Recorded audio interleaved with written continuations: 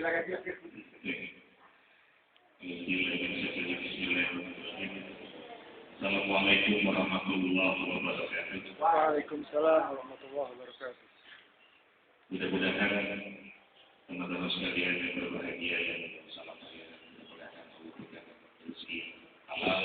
Amin. Kemudian dijadikan keluarga yang sakinah, mawaddah dan warahmah. Bagi-bagi yang belum menikah, mudah-mudahan tahun 2019 ini Allah menemukan jodohnya. Dan bagi lagi sudah menikah, mudah-mudahan Allah jadikan keluarga yang sakinah, mawaddah dan warahmah. Dan pertemuan kita pada hari ini dan kebesaran dari Allah Subhanahu wa Ta'ala. Iwan asafillah rahimahumullah. Yang pertama dan paling utama, marilah kita panjatkan bersyukur kepada Allah Subhanahu wa Ta'ala yang telah memberikan begitu banyak nikmat, termasuk tadi kita baru saja menyantap hidangan roti Maryam yang luar biasa. Ini saya baru pertama kali makan roti Maryam, insya Allah akan tahan sampai dengan 14 jam besok. Salam dan salam lalu kita silakan kepada Nabi Muhammad SAW insya Allah akan istiqomah lagi. Saya pertama-tama merasa bersyukur bisa silaturahmi dengan Iwan Afaqillah. Saya merasa seperti bagian dalam pinjanya persaudaraan. Mungkin di antara teman-teman sekalian sudah mengenal siapa saya. Nama saya Irfan Rahim.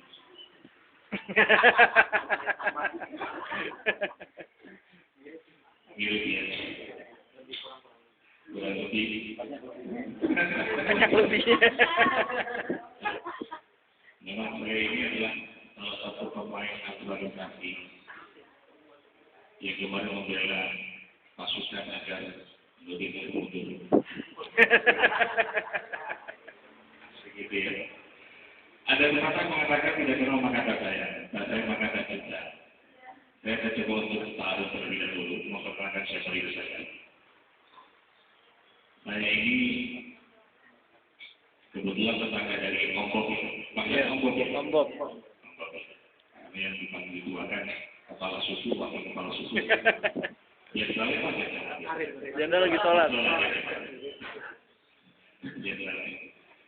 Dulu saya pertama di Radio Data Bekasi, sekarang saya beraktivitas di Radio Republik Indonesia Pro 3 Nasional sebagai bagian, makanya suasana ada bagus sedikit, tapi bagus lagi di radio.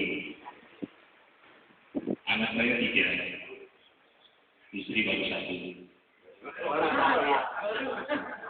Bintang 3 tadi.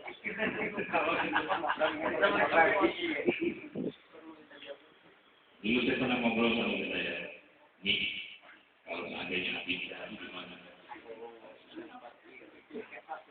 Karena posisinya pakai jilbab, soleha, pintar mengaji dan mengajar, itu kan suami nawafal tadi. Dibilang apa? Hati saya. Dia belum nikah kan?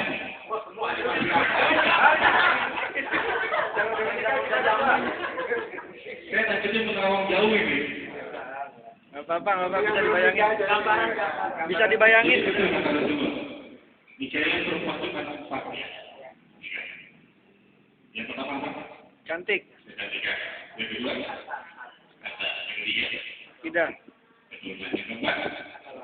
Ada ini apa motif? Kalau istri kita cantik, insya Allah bapak.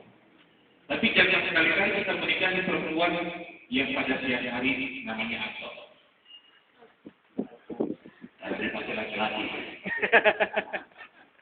Jadi saya bilang begini, kira-kira kalau seandainya Abi dicari gimana? Dia bilang apa Abi saya. Abi boleh menikah lagi asal 2. Apa yang pertama? Yang pertama, Abi harus mencari lagi istri yang harus lebih cantik daripada saya dan agamanya paling khusus. Pasti, ya. Alhamdulillah. Begitu dulu. Yang kedua apa nih?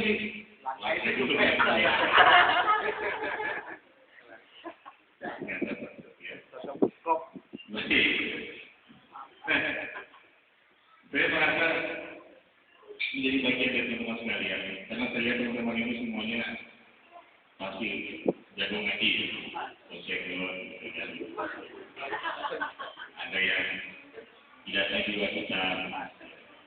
Dan kita berkumpul di hari ini adalah kita semua adalah jamaah Islam, jamaah Islamiyah. Jamaah Islamiyah tadi kita teroris juga. Jamaah itu artinya orang berkumpul, Islamiyah adalah orang-orang yang beragama Islam. Jadi adalah orang-orang yang beragama Islam. Nah, saya diminta oleh Mbok untuk memberikan sedikit tausiah. Mudah-mudahan saya bisa menyampaikan yang bisa bermanfaat. Ini hanya berbagi dalam hal rasa nasihat. Hadirin sekalian yang Allah Subhanahu wa taala, kalau kita lihat tahun 2010 sampai dengan tahun 2011 ini, ada beberapa kasus yang cukup menarik untuk kita ulas. Dan saya yakin semua yang ada di sini pasti tidak akan pernah melihatnya. Apa itu? Video yang melibatkan para artis, Ariel Superten dan Luna Maya. Kenapa saya akan coba untuk topik ini kita hadirkan? Karena faktanya teman-teman sekalian yang dimiliki Allah Subhanahu wa taala, negara kita yang merupakan negara muslim terbesar ternyata masuk dalam kategori 10 pengakses pornografi terbesar di dunia. Apa yang salah dengan negeri kita? Apa yang salah dengan umat Islam? Ternyata jawabannya adalah demikian. Seperti yang diterangkan dalam surat Al-Baqarah, bahwa sesungguhnya kaum kafir Nasrani tidak akan suka terhadap kaum muslim sampai kita mengikuti bilang-bilang mereka. Apa itu bilang-bilang mereka? Gaya hidup kita, pola makan kita, perilaku kita. Karena sesungguhnya musuh-musuh Islam itu adalah sekalian, dia tahu bahwa sesungguhnya kalau kita berperang secara head-to-head, itu pasti kita tidak akan, mereka tidak akan sanggup untuk melawannya. Betul? Sejarah membuktikan. Ketika dikobarkan semangat jihad, pasti semuanya angkat tangan, angkat senjata, siap untuk berperang. Karena apa? Balasannya adalah surga. Tapi ketika dijauhkan pola pikirnya, gaya hidupnya, ini yang pelan-pelan tidak terasa. Nah, ini yang disebut dengan Ghazul Fikri. Mungkin teman-teman sudah pernah mendapatkan pembahasan ini, tapi tidak ada salahnya saya akan mengulas kembali. Dalam Ghazul Fikri, apa yang disebut dengan perang pemikiran, ternyata ada kuncinya, yaitu 3F. Anda paham 3F apa itu? Ya, fun, passion, dan good. Ini yang luar biasa, hadirin sekalian, teman-teman sahabat-sahabat yang kita Allah Subhanahu wa taala. Fun. Remaja-remaja sekarang ini alhamdulillah ya. Ada yang baik, ada yang benar, ada yang tidak baik, ada yang tidak benar. Tapi saya bisa melihat dari wajah Anda sekalian ini adalah semuanya yang ahli-ahli ibadah. Walaupun ada sebagian yang berada dalam ahli kisah. Ya kan? Dan saya yakin kalian adalah orang-orang yang dekat hatinya dengan musola, dengan masjid, insyaAllah.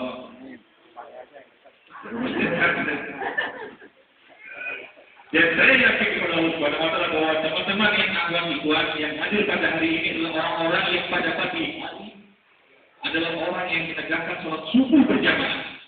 Betul? Belum. Kalau pasti.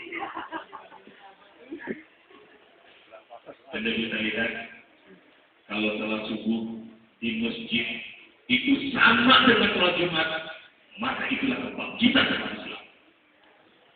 Tapi kalau sholat subuhnya masih kosong, tidak ada anak-anak muda yang berdiri di depan, jangan harap Islam akan bangkit dan jaya. Pertanyaan saya adalah, apakah kita akan menjadi remaja yang soleh atau remaja Islam KTP seperti dibilang di SCTP? Teman-teman sekalian, kepada Allah Subhanahu wa taala,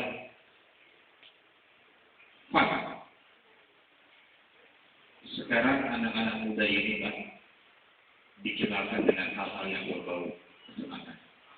Contoh, Warnet-warnet di sepanjang jalan di tempat bapak sekalian, teman-teman sekalian, kalau pada jam sekolah lebih banyak mana? Orang tua atau remaja? Atau anak-anak? Dan jawabannya pasti adalah anak-anak kita. Mulai dari kecil diperkenalkan dengan apa yang berbau kesenangan games online. Yang kedua pertanyaan saya kepada sekalian, lebih enak mana kita berlama-lama di depan warnet, depan komputer atau berhadapan dengan Al-Quran? Jujur. Warnet. Gimana Pak? Pak Jenderal? Kalau lihat dari wajah dan kaki pasti Al-Quran jawabannya. Ya.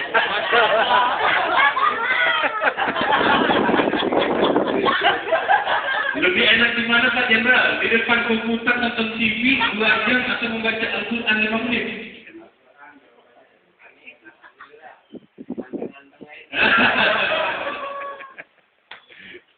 Ternyata kalau boleh jujur, saya pribadi merasakan lebih enak kita melihat televisi 8 jam dibandingkan kita membaca Al-Quran hanya 5 menit.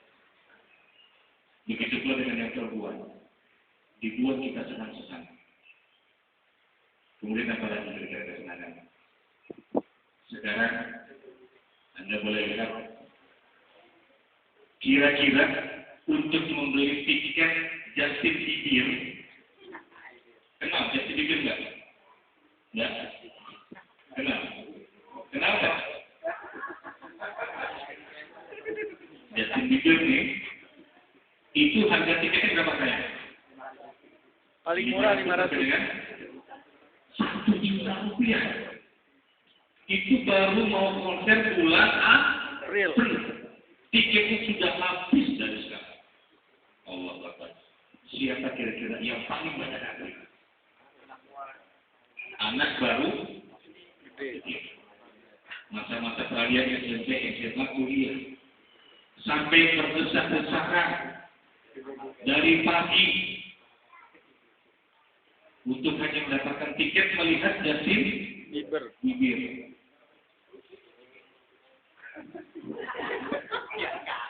Ketahuan dong ya, ikut ngantri dong Mas Gusti ya. Iya, fun, senang-senang. Dialihkan ke dalam mereka, karena sesungguhnya dalam Islam kita harus mengidolakan siapa? Rasulullah. Tapi sekarang idola kita siapa? Justin. Kemudian yang luar biasanya saya bingung dengan teman-teman sekalian. Seorang penyanyi Ariel Peter Pan yang telah berbuat zina, kok ada juga yang membela ini? Begitu mau disidang itu ada loh pertanyaan. Allahu Akbar. Yang ketiga contohnya apa? Anda lihat kemarin pertandingan final Indonesia melawan Malaysia. Jam berapa mulai? Jam 7 kurang 15. Kenapa saya tahu? Karena RRI Pro 3 menyiarkan langsung pandangan mata.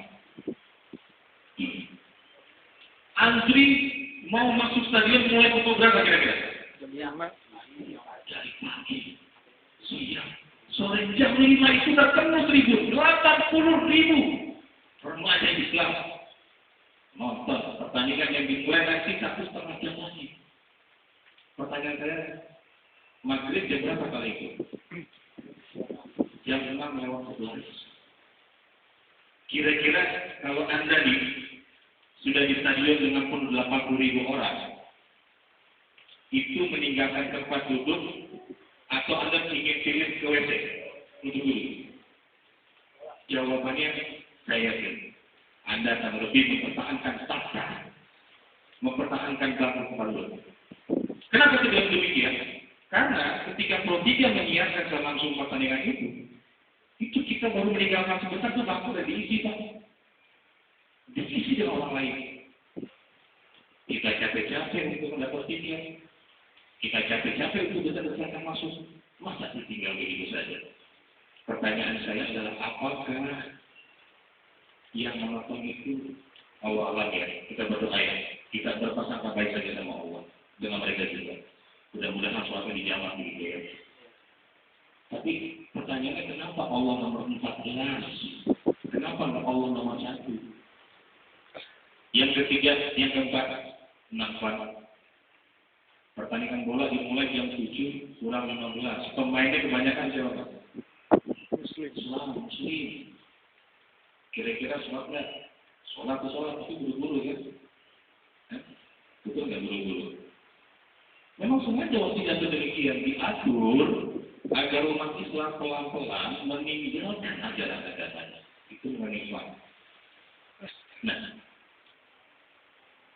bicara masalah fun, kita beralih. Yang kedua tentang fashion. Allah Akbar. Seorang imam ketika melihat, mungkin Anda sudah dengar ya, ketika melihat detik seorang perempuan itu berapa hafalan hilang? Separuh kalau tidak salah ya. Separuh hafalan itu hilang. Karena apa? Melihat detik si perempuan. Sekarang pertanyaan saya, tadi Mas ya dari McD ya Mas? Ini McD rekor gede ya? Gimana?